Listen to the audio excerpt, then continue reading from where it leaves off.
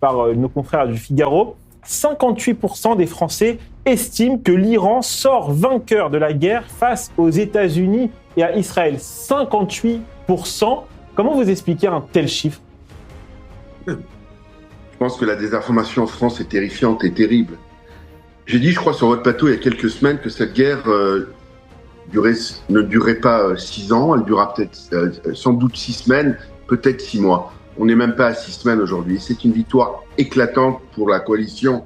Quelle coalition? Les États-Unis, la plus grande puissance du monde, et l'État d'Israël. 11 000 missiles se sont abattus sur l'État d'Israël. Ça, c'est pas virtuel. Je suis en Israël en ce moment. Nous avons tous vécu au bruit des sirènes et on est rentré dans les abris, etc. Il y a eu près de 19 morts, mais s'il n'y avait pas de dôme de fer, on aurait eu des milliers de morts. L'Iran a été écrasé. Une gouvernance militaire n'existe quasiment plus. La gouvernance politique et scientifique, idem. Regardez les photos il y a quelques mois et les photos d'aujourd'hui. Les gardiens de la révolution existent. Le but de la guerre qui n'a pas été atteint à ce jour, et qui est un but qui est compliqué, c'est le changement de régime.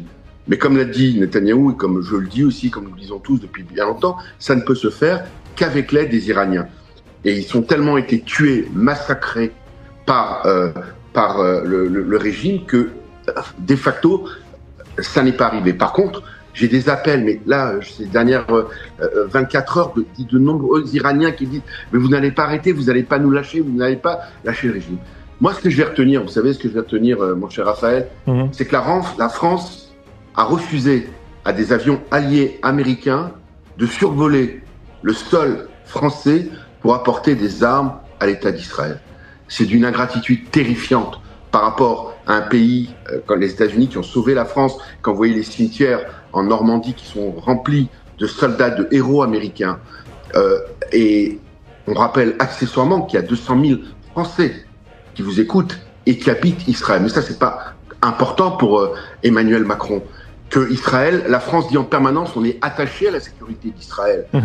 Et imaginez-vous simplement, encore je l'ai déjà dit ça, que les missiles qui tombent sur Israël soient des missiles avec des ogives nucléaires, ce qui serait arrivé dans quelques mois de façon certaine. La différence, c'est ce que explique Netanyahou, c'est que quand vous avez une bombe traditionnelle, vous rentrez dans un abri, vous sortez, vous pouvez revivre normalement. Quand la bombe est nucléaire, c'est terminé pour des générations, vous ne pouvez plus sortir. Les femmes ne peuvent plus accoucher, etc. Et ça a été une immense déception de la part de la France, Raphaël. Et j'aimerais vous entendre aussi. En permanence, ils veulent arrêter la guerre.